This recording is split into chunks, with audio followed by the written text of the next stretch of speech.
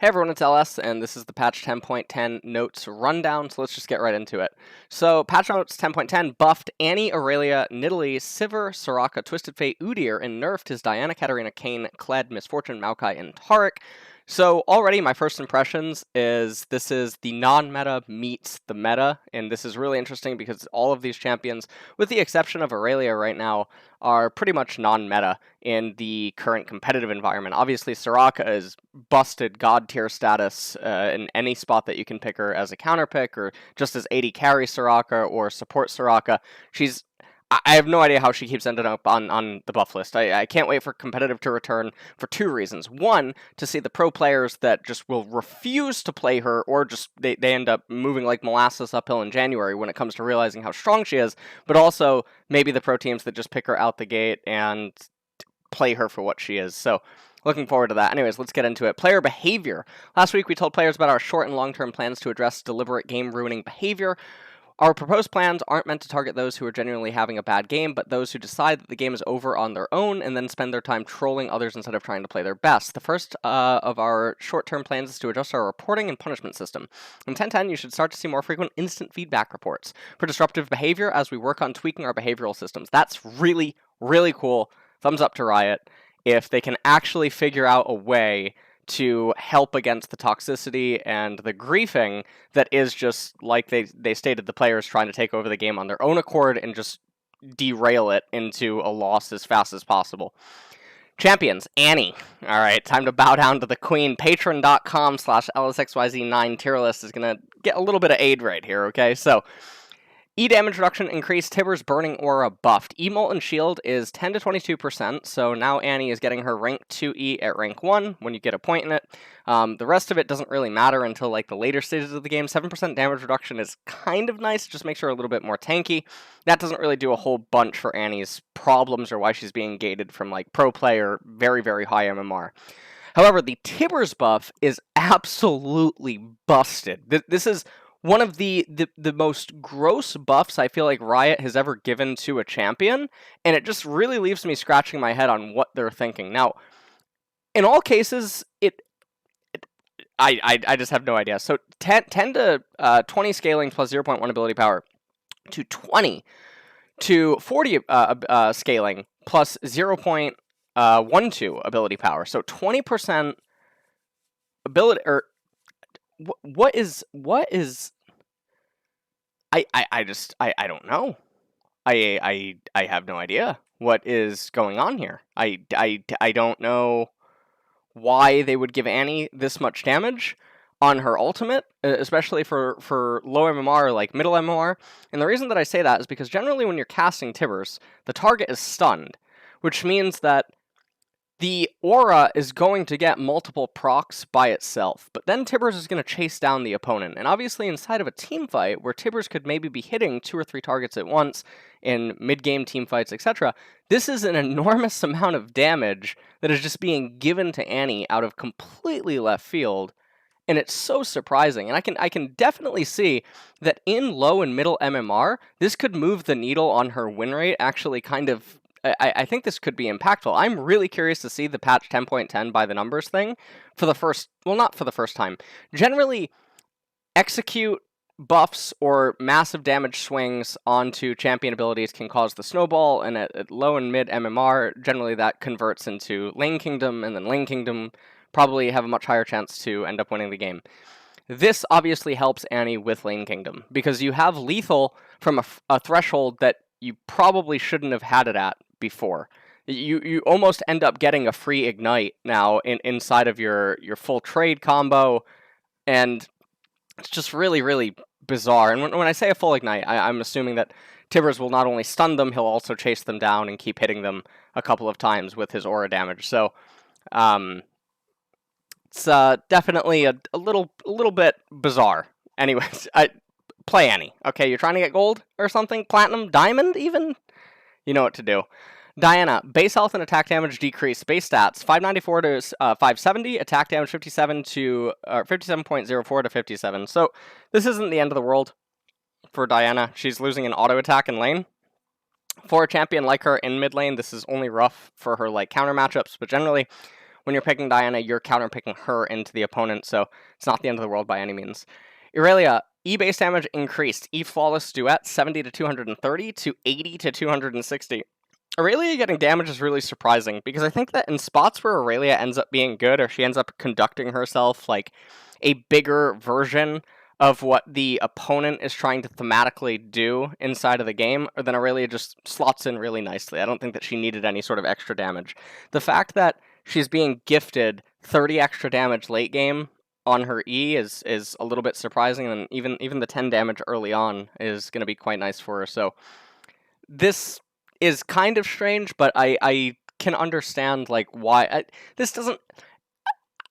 I would, so unlike Annie, I think this is a little bit different, because I think Annie's damage change is a lot bigger than Aurelia's, but I can definitely think I think that they're still gonna approach the same school of thought in like solo queue, but it doesn't really do a whole lot.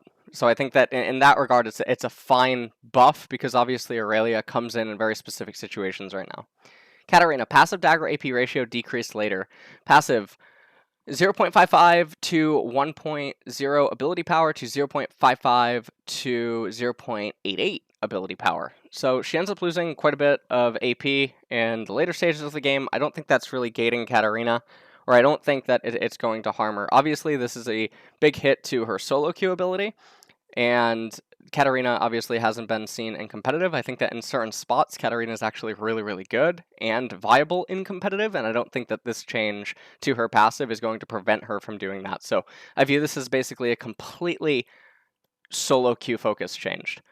Kayn, passive, Rost heal decreased. Okay, so it's not. I really wish that they would actually separate Kayn and Rost as their own separate champions, because so many times I feel like I say Rost to people and they don't know who I'm talking about. I know in Korea, they don't even refer to him as Rost, for instance. They refer to him as Darken, which obviously the Darken Blade, but his name Rost isn't, I think, commonly known, which is surprising. Passive, the Darkened Scythe, 34.5% ability power to 43% of the damage dealt, levels 1 to 18 to 30 to 40%. I think this is totally fine. Rost is already getting a lot more aid than he used to have, given the fact that he's mostly being seen in top lane. And when he's being seen in top lane, he gets more access to resources and base levels than he previously had. So this just helps him be not as oppressive. And the loss of 3% healing on the damage dealt, I don't think it's going to be the end of the world, or it's not why you're picking Rost in most cases anyway. You're picking Rost in cases where the opponent has multiple members that are susceptible to his change CC. They don't have reliable ways of holding him down or preventing him from doing anything inside of the later stage team fights, and then he's just such a menace in the later stages of the game when he gets to 2.5 and 3 items, and he's one of the few champions that can go the distance to 4 and 5 items as like a bruiser that also threatens to even kill carries due to his self-innate sustain and the way that he's able to itemize and whatnot. So I think Rost is just a really good champion, and I'm excited to see him in pro play when we resume in summer. Kled, Q cooldown increased. Higher cooldowns mean the Fearless Yordle and is less than Fearless Lizard will need to think twice before fishing for the... Okay. So, Bear Trap on a Rope, Q to 9 to 7 seconds to 11 to 7 seconds. So, this isn't the end of the world, because by the time the Q ends up being rank 3, you have it at rank 1, and then you look at the difference, and it's 1 second. So, it's not the end of the world for Kled. Kled's already been being picked in really specific spots as well, and obviously given that he gets his old cooldown back by mid-game and whatnot, it doesn't really do anything, I don't think. I think that this is akin to the Aurelia, like Flawless Duet, or the Annie thing, where maybe it causes him to miss out on obviously some solo kills, or maybe it causes him to get solo killed a little bit more in solo queue, but I think in competitive this doesn't really do anything whatsoever. And I think it's super high level. It probably doesn't do anything too much, or it's not going to cause Kled to lose the game. So in that regard, it's totally fine if you're a Kled player, even though it's a nerf. Misfortune, W max bonus movement speed decrease. So MF keeps getting hit. Maximum bonus movement speed 60 to 100 to 50 to 90. I don't think really does anything whatsoever. This doesn't affect any of her like cheater recalls. This doesn't affect any of her lane manipulation. This is just a little chip off the, a little chip off the block here. It doesn't affect her basically whatsoever. So I'm not. I mean, it will affect her for people that are taking what I'm saying super literally, but it's not gonna, move her out of her competitive standing. Maokai, base mana decrease, Q cost increase. So base mana was decreased by 2, and then Bramble Smash 50 to 60. I guess that's kind of big. In matchups where Maokai comes in as a counter pick, it's probably not going to affect him whatsoever. But in matchups where Maokai has to go like 50-50 or he has to stand his ground for some reason, I think that will affect him.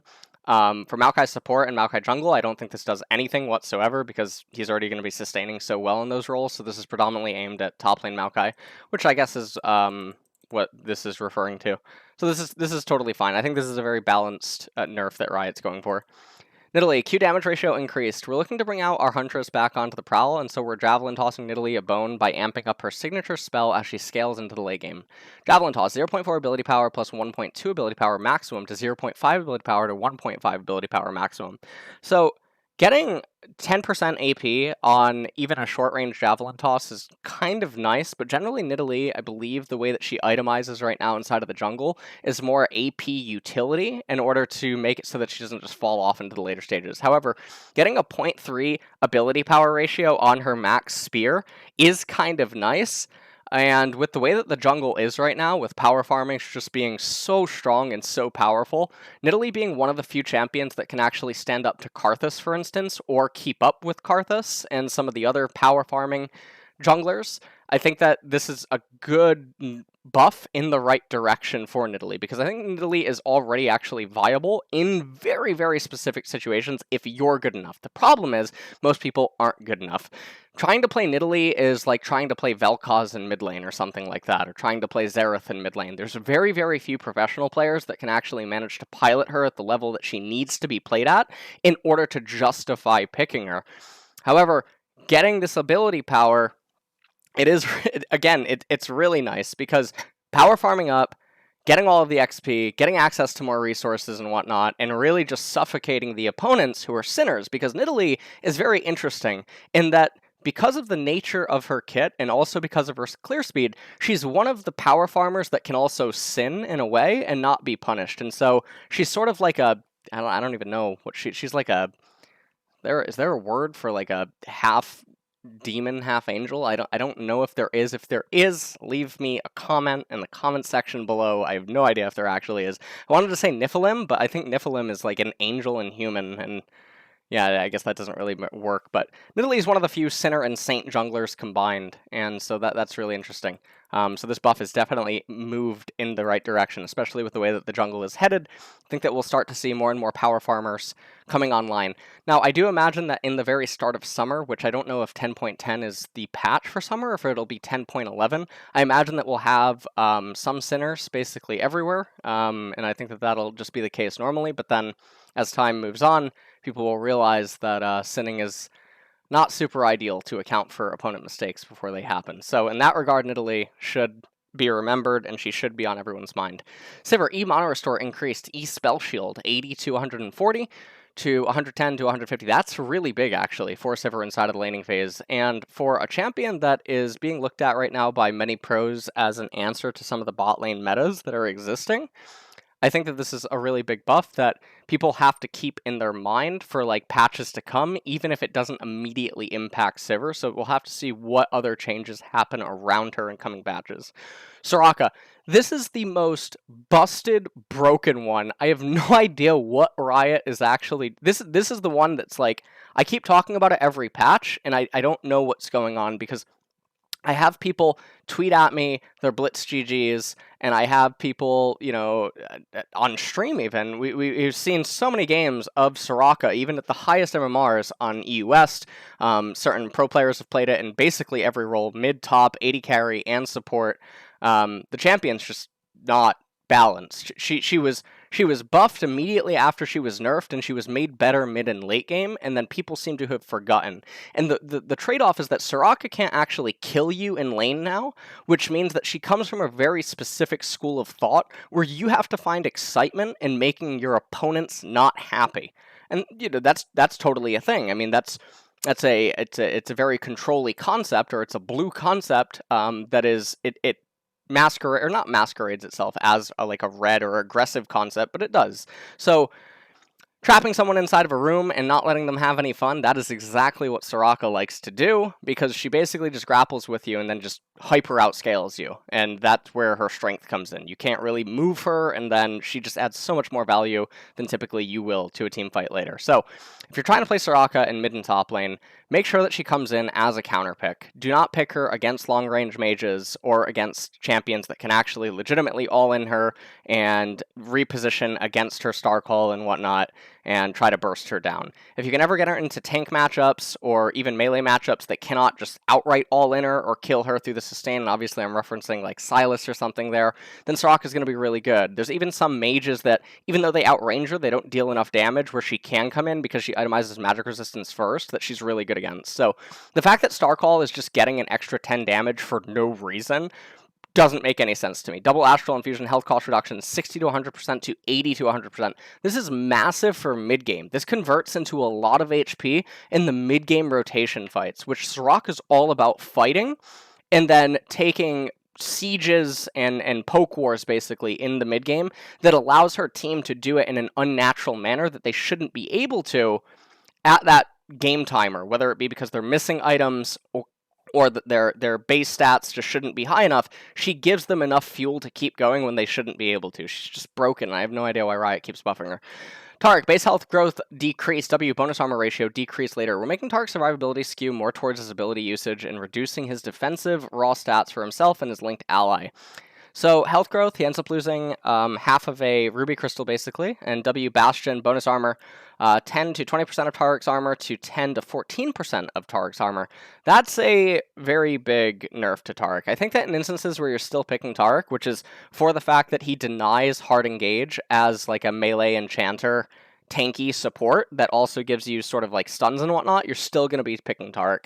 I do think that taking out the 6% of his armor and also reducing his health itself, I don't think is the end of the world by any means, but I do think that the loss of 6% of Taric's armor on a key carry is actually kind of big. So it probably ends up equating to like maybe I don't even guess. I don't even want to throw a random number out there, but it is going to be a couple hundred gold. So you got to think of it like that. Twisted Fate, base attack damage and armor increased. Harmonic Cross decreased. So Twisted Fate, I think, is on the cusp of being competitively viable as an AD Twisted Fate. Or when Twisted Fate initially got changed to the 0.9 AP ratio on blue card, I was very vocal that as soon as I saw that, I thought that hybrid Twisted Fate would end up being the answer.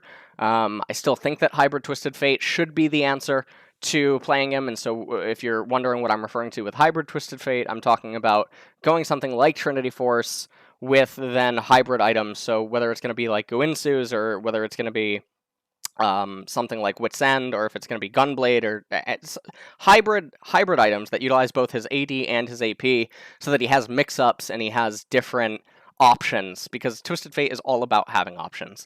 Anyways, attack damage 49 to 52, just like a deck, but I feel like Twisted Fate thematically should have 53, given that he has a stack deck, or he should always have like an ace up his sleeve, you know what I mean? So I feel like Riot's actually missing out right there. I feel like this could have just been 53.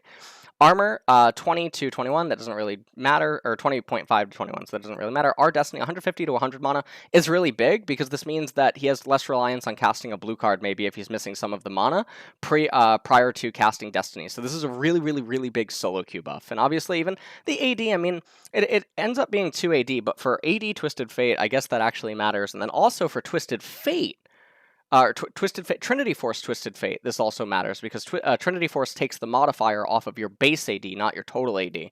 So that's actually a big buff for Trinity Force. So he's actually getting a bit of damage for Trinity Force Twisted Fate. So that's nice. And then our Destiny 150 to 100. So those are very big Twisted Fate buffs. This might actually, this combined with the fact that I think Hybrid Twisted Fate is meta viable, I think this is more than enough. I think that Twisted Fate is competitively viable. Udyr, base movement speed, increased base health, mana, but I want to go back to this. Twisted Fate, very akin to Nidalee. Very, very, very hard. Very few players can pilot the champion at pro play in order to make him viable. All right, let's move on. Udyr, base movement speed, increased base health, mana. Wow. Wow. Wow. 5 MS. Let's try to collect myself here. Health 593.32 to 594. Are they out of their minds? What is 270.4 to 271? Oh my god. Right, don't buff them all at once. Oh man. This guy's gonna come terrorize the Rift. He's gonna be wearing Volibear next patch. They keep this up. Mono region. Yes, sirree. 7.5062. It's a nerf. Alright, so they're really keeping them in line here. We can all wipe the sweat off of our foreheads right here. I thought no one was going to be able to play Volibear next patch. Udyr was going to be running wild with these buffs. Wow, thank you, Riot Games, for really keeping them in line here. Wow. Alright, and it does look like that's it. So let's recap before we get to the real part of the rundown. So I'll just say, again, what I think it means for solo queue and competitive. Any massive changes for low and mid MMR if you're actually committing to Annie, and even high MMR, I guess, if you're committing to Annie. This R change is absolutely bonkers. So in competitive, in lanes where Annie would actually be having a favorable matchup, or even Annie support, this is really big. Annie top, Annie mid, Annie support, this is all really big. Annie support, I think, a little bit more so if you're looking at it from a competitive angle, but I don't think this is, I mean, this isn't enough to cross her over the line into being competitively viable, but it's a nutsoid buff. Diana change, I don't think it really matters all that much, more so for solo queue than it would for competitive. Aurelia buff doesn't really matter all that much, more so for solo queue than, again, competitive. Katarina change hits solo queue pretty hard. For competitive, doesn't really do anything, or in the instances where you'd be picking Katarina.